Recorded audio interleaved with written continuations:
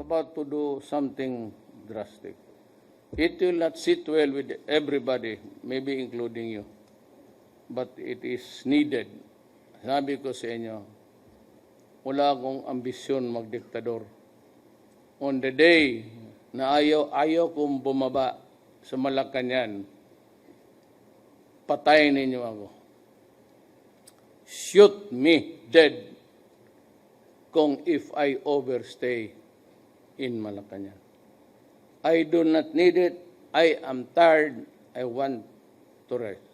I just want to complete what I agreed with the people as the term of my mandate. Yun lang po. But in the meantime, we work. Huwag mo nang isipin yung korupsyon para hindi ako. Total, 3 taon lang naman. After that, bahala kayo. It will be the worry of the next president. Clear?